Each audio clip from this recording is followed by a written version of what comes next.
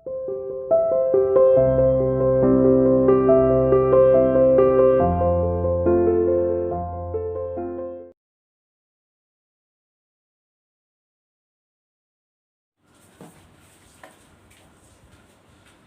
everyone, welcome to CR International online classes. How are you beta?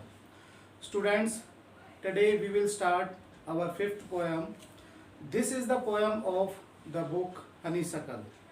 बच्चों, आज हम अपनी हनीसकल बुक की जो फिफ्थ पोएम है उसको स्टार्ट कर रहे हैं और उस पोएम का नेम है where do all the teachers go.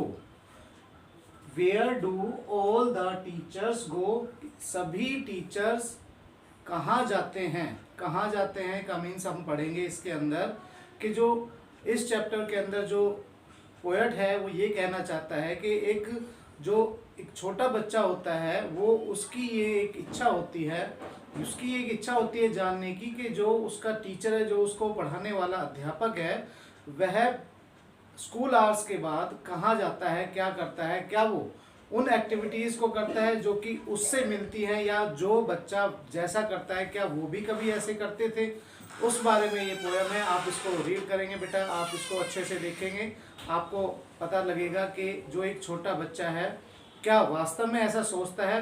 As a feel करेंगे हम एक छोटे बच्चे के रूप में, जैसा कि पोएट ने भी कहा है, पोएट ने भी बताया है। Let's start our topic chapter के अंदर, इस पोएम के अंदर, कि जो एक बच्चा है वो एक टीचर के प्रति कितनी इसकी क्यूरियोसिटी होती है कि वो किस तरह से ये जानना चाहता है कि जो उसका अध्यापक है, उसका टीचर है, जो स्कूल आवर्स के बाद यानी कि क्या सोचता है कि वो स्कूल आवर्स के बाद उसका जो टीचर है वो क्या करते होंगे। स्कूल आवर्स तक तो वो स्कूल में रहते हैं, उनको पता है कि भाई ये एक्टिविटी, यानी कि एक्टिविटी इट मीन्स वो पढ़ाते हैं, जैसे उनका बच्चे जो भी हैं वो सीन करते हैं, यानी कि फॉलो करते हैं, कोशिश करते हैं फॉलो करने की, जैसा उनका अध्यापक होता है वो एक मॉडल के रूप में होता है, उनका आइडल के रूप में होता है। सो डियर, स्टार्ट करते हैं अपने चैप्टर को। इसमें जो फर्स्ट स्टैंजा है आप देखोगे, मैंने यहाँ पर कुछ एक स्टैंजास लिखे हुए हैं, बाकी हम बुक से रीड करेंगे। अभी आप वॉच करते हुए अपनी बुक को ओपन करें और ओपन करने के बाद लाइन टू लाइन जैसे मैं आपको पढ़ा रहा हूँ ऐसे ही अपनी लाइन को वहाँ पर पेंसिल से उसको जो भी डिफ़िकल्ट वर्ड आते हैं उनको आप फिल करें, उनके ऊपर लिखें, ताकि आप पोएम पढ़ते हुए दोबारा आप उस वीडियो की तरफ आपको जाना ना पड़े। और अगर नहीं आपको समझ में आता है तो आप 2 टाइम 3 टाइम्स आप वॉच कर सकते हैं, पर पेंसिल से उन डिफ़िकल्ट वर्ड को ज़रूर मेंशन करना जो मैं बता रहा हूँ। इसमें बताया है कि where do all the teachers go, जो टीचर्स हैं वो कहाँ जाते हैं, कहाँ जाते हैं। एज अ चाइल्ड ये इमेजिन करता है कि क्या करते होंगे। फर्स्ट स्टैंजा में बताया है कि where do all the teachers go when it is 4 o'clock, यानी कि जब 4 बजते हैं तो टीचर कहाँ जाता है। Where do all the teachers go, सभी अध्यापक जो पढ़ाने वाले जो स्कूल के अंदर होते हैं, पढ़ाते हैं, जैसे ही छुट्टी का टाइम आता है, यानी कि 4 o'clock का मीन्स यहाँ पर है जैसे ही 4 बजते हैं, जैसे ही छुट्टी का टाइम आता है, होता है, तो वो टीचर कहाँ जाते हैं। Do they live in houses, क्या वे हाउसेज में रहते हैं। And do they wash their socks, क्या वे अपने घरों में रहते हैं। और ये भी कहा है कि do they wash their socks, या फिर वो अपनी सॉक्स को, अपनी जुराबों को धोते हैं। फर्स्ट संज्ञा में ये बताया है कि स्कूल का आवर्स जब खत्म हो जाते हैं, स्कूल के आवर्स जब खत्म हो जाते हैं तो एक अध्यापक कहाँ जाता है, क्या वो घर में रहता है। एक बच्चा कल्पना कर रहा है। इसके जो पोएट है पीटर डिक्सन है, ये जो पोएट है पीटर डिक्सन, ये उस बच्चे की कल्पना के बारे में सोचते हैं, उस बच्चे की कल्पना को बताते हैं कि जो एक स्कूल में पढ़ता हुआ बच्चा है और अपने अध्यापक के प्रति उसका कैसा व्यवहार है, या फिर वो अपने अध्यापक के बारे में क्या सोचता है कि स्कूल आवर्स के बाद वो क्या करते होंगे, उसमें बताया है हमने। फर्स्ट स्टैंजा हमारा क्लियर हो गया है। Now we will go to the second stanza. Second में बताया है डू दे वियर्स पायजामाज।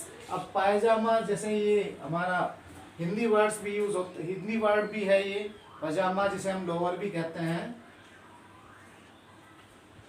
क्या वो पजामा यहाँ से जाने के बाद, जैसे यहाँ पर स्कूल के अंदर तो सूट बूट में दिखाई देते हैं, पैंट में दिखाई देते हैं, जीन्स की पैंट में दिखाई देते हैं, क्या घर जाकर वो लोअर या पजामाज पहन लेते हैं? And do they watch TV, क्या वह टीवी भी देखते हैं?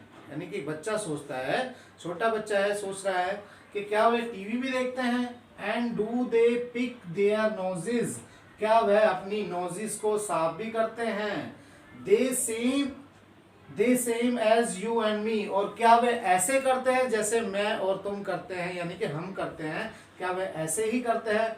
अब टीचर है, एज ए ह्यूमन बीइंग है, तो सारी चीजें वो ही करेगा। और इसमें एक बच्चा ये इमेजिन करता है, सोचता है, और ये सोचता है कि क्या ये चीजें जो हम करते हैं क्या एक टीचर भी करता है?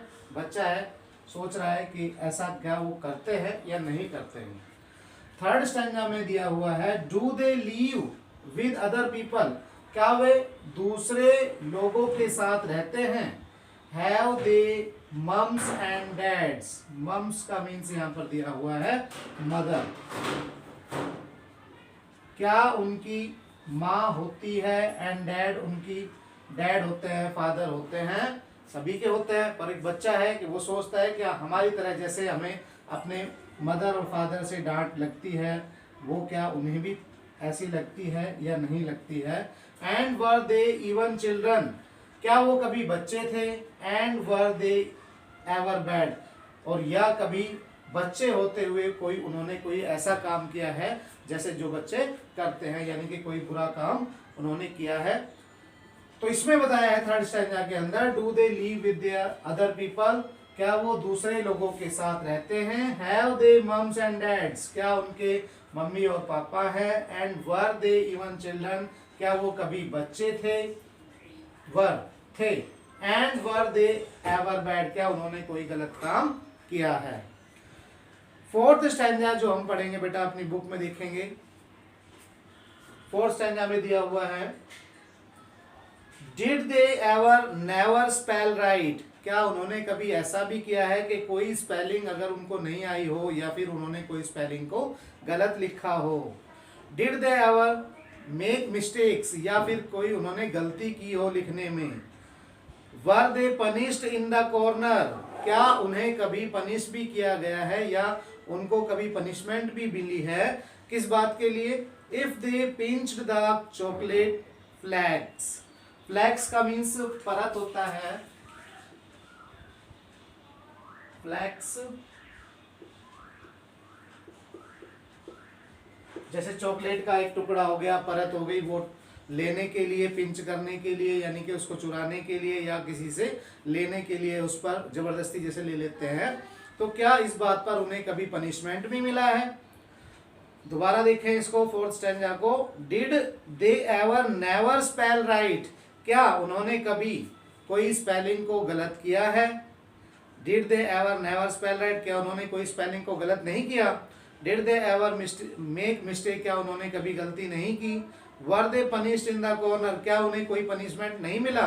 If they pinch the chocolate flakes, या उन्हें कभी उस बात के लिए पनिशमेंट नहीं मिली? किस बात के लिए? कि कभी उन्होंने किसी की चॉकलेट को जबरदस्ती ले लिया हो, तो उस बात पर कोई छोटा टुकड़ा जैसे ले लेना, फ्लैक्स का मीन्स मैंने बताया है, पिंच, पिंच एक टुकड़े के समान भी हम कह सकते हैं, पिंच करना, तो क्या उनको इसके लिए कभी पनिशमेंट नहीं मिला है? और लास्ट स्टैंजा में क्या कहता है, एक बच्चा क्या कह रहा है, क्या पूछ रहा है, did they ever loss their hymn books, rhymes जो बुक होती है उसके लिए यूज हुआ है ये, hymns books, did they ever loss their hymn books, क्या उसकी कभी, यानी कि कभी जब वो बच्चा था तो उसकी कोई बुक जो राइम्स बुक होती है, पोएम्स की जो बुक होती हैं, क्या वो उनकी कभी खोई नहीं है? Did they ever leave their greens, क्या उन्होंने कभी हरी सब्जियों को छोड़ा नहीं है? यानी कि जैसे बच्चे, बताया गया है कि बच्चे ग्रीन वेजिटेबल्स को पसंद नहीं करते हैं, इस तरह से वो कह रहे हैं कि क्या कभी हमारे जो टीचर हैं उसने कभी उन ग्रीन वेजिटेबल्स को छोड़ा नहीं है, यानी कि उन्होंने खाने से मना नहीं किया है? Did they scrabble on the desktop, और डेस्क जो होती है जैसे बच्चे लिखते हैं उस पर पेंसिल से या पेन से उस पर स्क्रैच मारते हैं, क्या उन्होंने कभी नहीं किया है? यानी कि डेस्क पर कुछ लिखा नहीं है, स्क्रैच नहीं किया है या उसको खराब नहीं किया है। Did they wear old dirty jeans, क्या उन्होंने कभी पुरानी डर्टी गंदी जीन्स नहीं पहनी है? यानी कि कभी ऐसे पहन लिया हो, उसको देखा ना हो और पहन कर वो कहीं चले गए हों, क्या उन्होंने ऐसा नहीं किया?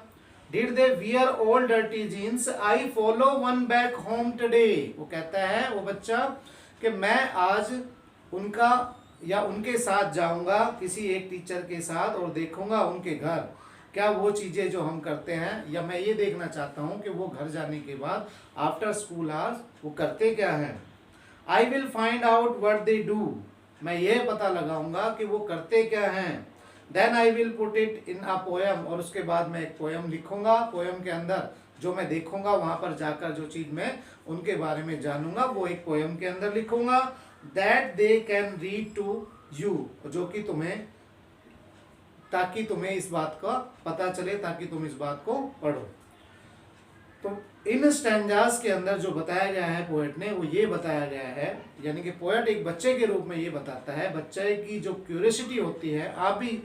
आप भी शायद सोचते होंगे कि एक जो हमारा टीचर है, एक जो अध्यापक है हमारा, चाहे वो किसी भी सब्जेक्ट का हो या जितने भी मेल हो या फीमेल है, जो भी टीचर है, पढ़ाने के बाद क्या उनकी एक्टिविटी एक साधारण जैसे जो हमारे जैसे भाई बहन हैं, मम्मी पापा हैं, उस तरह से होती है, या हमारी है जैसे एक्टिविटी क्या उसकी तरह होती है, या कुछ अलग होती है? तो पोएट एक बच्चे के रूप में इस बात को बताता है, और एक बच्चे की क्यूरियोसिटी जैसे होती है, वो जानने की होती है। तो वो बच्चा कहता है कि मैं एक दिन जाऊंगा और इस बात को जानने की कोशिश करूंगा कि यहाँ जाने के बाद जितनी भी एक्टिविटी इसके अंदर बताई हैं, क्या वो टीचर वो करते हैं, और करते हैं जो देख कर आएगा, वो देखेगा, उसको एक पोएम के अंदर लिखेगा। तो ये पोएम थी हमारी। इसको बेटा अच्छे से वॉच करना, इस पोएम को अपने आप से वॉच करने के बाद एक बार रीड करना। डिफ़िकल्ट वर्ड इसमें ज़्यादा कुछ है नहीं, इजी थे जो आए हैं वो मैंने आपको बता दिए हैं। ये यहाँ पर जो वर्ड आया है वो एज ए हिंदी और इंग्लिश दोनों में यूज़ हुआ है। तो इसको हम लोअर भी कहते हैं, ये सभी जानते हैं। नाइट सूट में यानी कि रात को सोते समय हम पहना जाता है। So dear, enough for today, bye bye, have a nice day.